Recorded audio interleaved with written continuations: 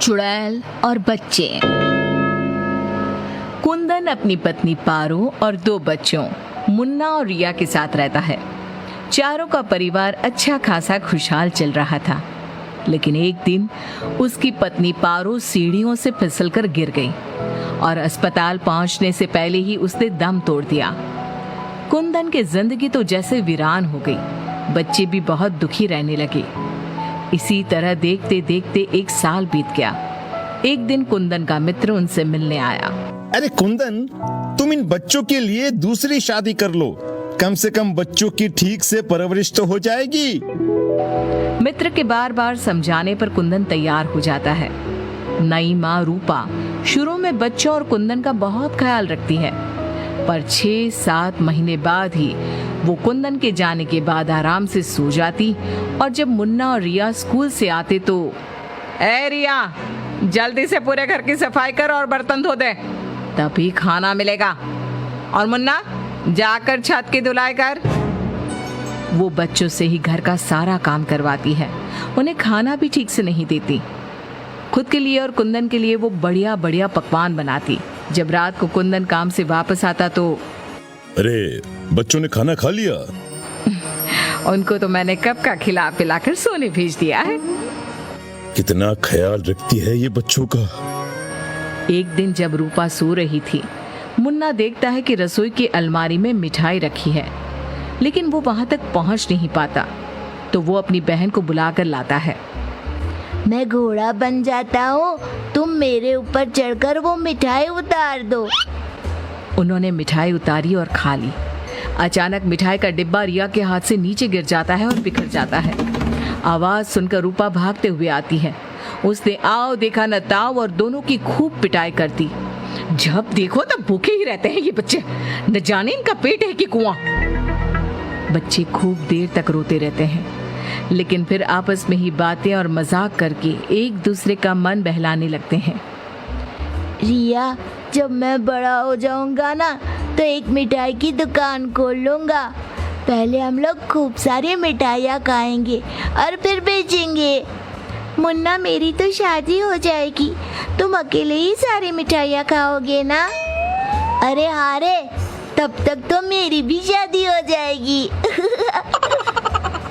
कुंदन जब घर आता है तब उसकी माँ बच्चों की खूब शिकायत करती है। अरे बच्चों, तुम्हारी माँ तुम्हारा कितना ध्यान रखती है, आखिर क्या कमी है तुम दोनों को? पिताजी, उनकी बात पूरी भी नहीं हो पाती कि हाँ हाँ कह दो कि मैं तुम्हें खाना नहीं देती, सारे दिन घर के काम करवाती हूँ, कह दो ना। मुन्ना चुपचाप खड़ा रहता है। अब तो हम दोनों को पिताजी से बात भी नहीं करने देती। नहीं माँ। मुन्ना और रिया बहुत दुखी होते हैं। रात को इन बच्चों ने नाक में दम कर दिया है, तुम इन्हें लेकर जाओ और कहीं जंगल में छोड़कर आओ। अरे ये क्या कर रही हो तुम? ये दोनों मेरे जिगर के टुकड़े हैं, इनके बिना मैं कैसे रहूंगा? कुंदन को बार बार समझाने पर भी जब वो नहीं मानता, तब उसे एक उपाय सूझता है। कुछ दिनों तक वो बच्चों के साथ खूब अच्छे व्यवहार का नाटक करती है। बच्चे खूब खुश रहते हैं। एक दिन, सुनो, जल्दी से नाश्ता लगाओ, मुझे 2 दिन के लिए शहर जाना है। रूपा बहुत खुश होती है। वो सोचती है कि ये तो बच्चों को जंगल में छोड़कर आने से रहा, मैं ही इन्हें छोड़ आती हूँ। कुंदन के जाने के बाद, बच्चे चलो आज हम तुम्हारी नानी के घर चलते हैं। बहुत देर तक चलते चलते जब वो सब घने जंगल में पहुंच जाते हैं तब, माँ, इधर का नानी का घर है, लगता है हम रास्ता भूल गए हैं।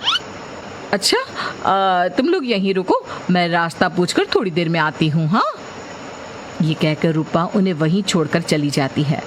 बहुत देर हो जाती है और रूपा वापस नहीं आती तो, माँ कब आएगी भैया? इस तरह सुबह से शाम हो जाती है। जहाँ एक तरफ बच्चे जंगल में अपनी माँ का इंतजार कर रहे होते हैं, वहीं दूसरी तरफ रूपा घर में आराम से बैठी थी। इसी तरह 2 दिन बीत जाते हैं और 2 दिन बाद कुंदन जब घर वापस आता है तो, बच्चे कहाँ हैं? मैं उन्हें जंगल में छोड़ आई। ये तुमने क्या किया रूपा? बच्चे बेचारे जंगल में अकेले कहाँ भटक रहे होंगे? क्या किया तुमने ये? देखो, अगर तुम्हें अपने बच्चों की इतनी ही नाम का एक गरीब किसान रहता था। वो दिन रात खेतों में मेहनत करता, लेकिन फिर भी मुश्किल से अपने घर का खर्च चला पाता था। सुबह होते ही वो हल लेकर खेत में लग जाता, पसीने और चिंता के साथ अपनी जिंदगी को जैसे तैसे आगे बढ़ाता रहता। मोहन की पत्नी सरला एक सीधी साधी और समझदार महिला थी, जो हर हाल में घर संभालती थी। उसकी 2 बेटियां थीं।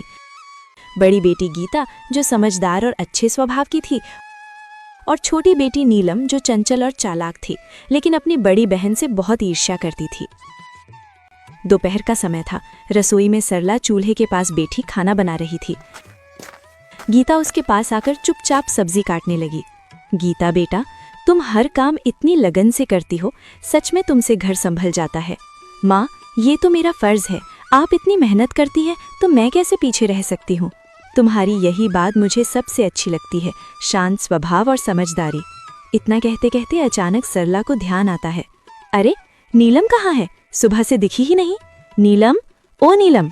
सरला जोर से आवाज लगाती है।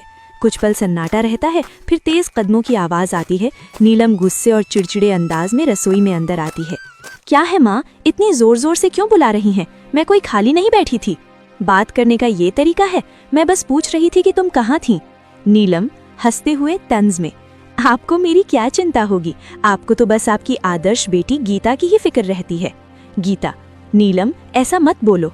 नीलम गुस्से में बीच में काटते हुए, आप चुप ही रहो दीदी, हर वक्त अच्छी बनने का नाटक मत किया करो। सबके सामने सीधी साधी बनती हो और सारी तारीफें भी तुम ही ले जाती हो। नीलम, बस करो नीलम, ये जलन तुम्हें गलत रास्ते पर ले जा रही है। हाँ, जलन है मुझे, क्योंकि मुझे हमेशा आप दोनों के बीच में छोटा और बेकार महसूस कराया जाता है। आप दोनों को तो बस एक दूसरे की अच्छाई ही दिखती है। दोपहर की तेज धूप खेतों पर चमक रही थी। मोहन अपने खेत में हल चला रहा था। उसके कपड़े पसीने से भीग चुके थे, लेकिन वो बिना रुके काम करता जा रहा था। चारों तरफ सन्नाटा था, बस बैलों की धीमी चाल और हल्की मिट्टी चीरने की आवाज सुनाई दे रही थी। थोड़ी देर बाद मोहन रुका, अपने माथे का पसीना पोंछा और आसमान की ओर देखने लगा। हे भगवान, इस बार तो दया कर देना। हर साल की तरह इस बार भी अगर फसल खराब हो गई ना, तो घर चलाना मुश्किल हो जाएगा। बच्चों की जिम्मेदारी है, घर का खर्च है, कब तक यूं ही जैसे तैसे चलता रहेगा। वो गहरी सांस लेकर फिर आसमान की ओर देखता है।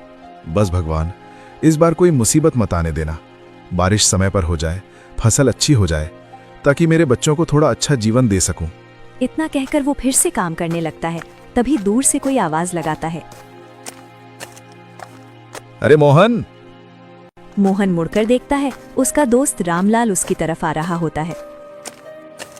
क्या बात है भाई, आज तो बड़े सोच में डूबे हुए लग रहे हो। क्या बताऊं रामलाल, किसान की जिंदगी ही ऐसी है। मेहनत तो पूरी करते हैं, लेकिन सब कुछ ऊपर वाले के हाथ में होता है। बिल्कुल सही कहा तुमने।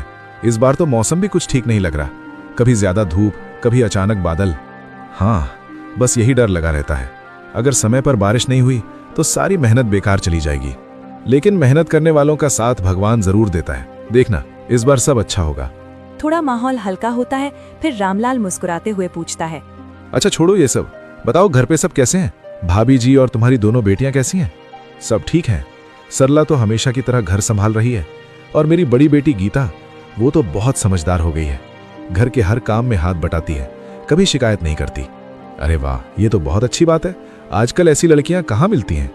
हाँ, लेकिन छोटी वाली नीलम, उसका स्वभाव थोड़ा अलग है, चंचल है और कभी कभी गुस्सा भी जल्दी आ जाता है। समझाने की कोशिश करता हूं, लेकिन उम्र भी तो ऐसी है।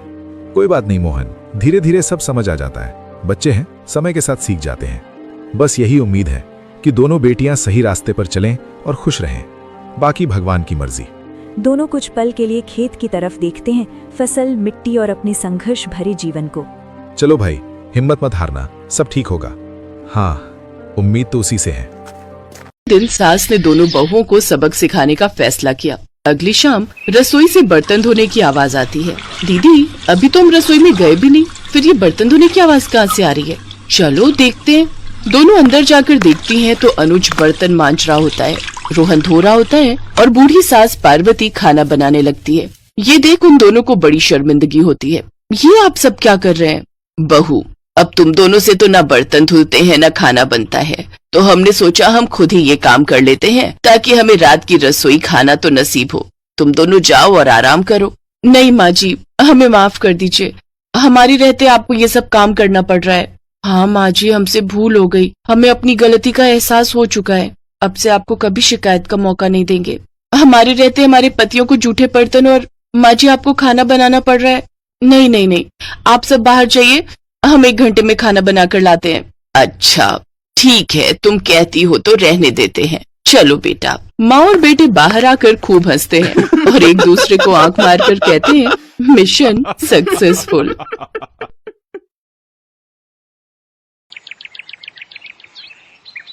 एक रोज शाम के वक्त हिना अपनी माँ के साथ बैठी हुई होती है। तभी वो अपने फोन में अपनी माँ को एक लड़की की फोटो दिखाते हुए कहती है, माँ ये देखो, ये लड़की कितनी मॉडर्न एंड टॉल है, ये मेरे भैया के साथ एकदम फिट बैठेगी। तभी उस घर की बड़ी बहू मानसी वहां आती है। चलिए माँ जी, हिना दीदी खाना लग गया है। बहू यहाँ तो आ, ये देख हम तेरे देवर के लिए रिश्ता.com की साइट पे लड़की ढूंढ रहे हैं, जो कि सुंदर होने के साथ साथ अमीर भी है। अब तेरे गरीब मायके वालों ने दहेज के नाम पर 1-2 चीज पकड़ा दी बस, इसलिए अब मैं अपनी छोटी बहू अमीर खानदान की लाऊंगी, जो कि भर भर कर दहेज लाए। हाँ, वो अपनी बड़ी बहू को ताने दे ही रही थी कि तभी उसका छोटा बेटा हितांश एक मॉडर्न लड़की के साथ घर आता है। उन दोनों के गले में वरमाला डली हुई थी। हितांश बेटा, ये लड़की कौन है? माँ ये जूली है और हम दोनों ने शादी कर ली है। क्या तुम दोनों ने शादी कर ली? मैं नहीं मानती इस शादी को। हाँ तो किसे फर्क पड़ता है आपके मानने या ना मानने से? वैसे भी वो कहावत तो आपने सुनी ही होगी कि जब मियाँ बीबी राजी तो क्या करेगा काजी। मैं जानती हूँ, जरूर इस डायन ने ही तुझे भड़काया होगा। मैं इस डायन को हरगिज अपनी बहू नहीं मानूंगी। भले ही आप ना मानो, लेकिन लीगली तौर पर मैं ही तो हूँ आपकी बहू। इसलिए अब जल्दी से जाइए और आरती की थाली लाकर मेरा गृह प्रवेश कीजिए। सास बेमन से अपनी नई बहू का स्वागत करती है। जूली हितांश के साथ अपने कमरे में चली जाती है। हे राम, माँ अपनी इस नई छैल छबीली के तेवर देखे, इसके तो रंग ढंग ही अलग है, बड़ा ही घमंड है इसमें। तू चिंता मत कर बेटी, कल इसका ससुराल में पहला दिन है, तुम देखना अगर मैंने भी इसका घमंड चूर चूर नहीं किया तो। अगले दिन सुबह हितांश के पिता यानी जूली के ससुर अपनी पत्नी से कहते हैं, विमला देखो तो, सुबह के 10 बजने को है और ये नई बहू अभी तक अपने कमरे में सोई पड़ी है, और आज इसका रसोई में पहला दिन है और ये अभी तक अपने कमरे में है। तुम रुको जी, अभी मैं इसकी खबर लेती हूँ। नई बहू, अरे ओ नई बहू। कुछ देर बाद जूली वहां आती है। क्या बात है मम्मी जी, क्यों सुबह सुबह इस घर को मच्छी बाजार बनाकर रखा है? छोटी बहू, ये क्या तरीका है अपनी सास से बात करने का? हितांश, हितांश जरा बाहर आना तो। अब क्या हुआ जूली डार्लिंग? तुम चुपचाप से अपने बाप को समझा लो कि वो मुझसे तमीज में रहकर बात किया करे। पिताजी, आपने सुना जूली ने क्या कहा? नालायक, इस दिन के लिए पैदा किया है क्या तुझे कि तू अपनी बीवी का जोरू का गुलाम बन जाए? बस आपसे ही सीखा है पिताजी। जूली की सास खाने की लिस्ट नई बहू के हाथ में देती है और कहती है, ये ले, ये तेरी पहली रसोई की लिस्ट है, आज तुझे ये सब खाना हम सबके लिए बनाना है। और हाँ, उसके बाद किचन की साफ सफाई भी कर देना। सासू माँ, ना तो मैं खाना बनाऊंगी और ना ही सफाई करूंगी। बहू आई है घर में, कोई काम वाली बाई नहीं जो उसे आते ही काम बता दिए। भले ही ससुराल में मेरा पहला दिन हो, लेकिन इस पहले दिन से अब आप लोगों की जिंदगी बदलने वाली है। तो मेरी प्यारी ननद जी, पहले तो आप इस घर की साफ सफाई करोगी और सासू माँ आप बनाएंगी खाना, और वो भी मेरी पसंद का।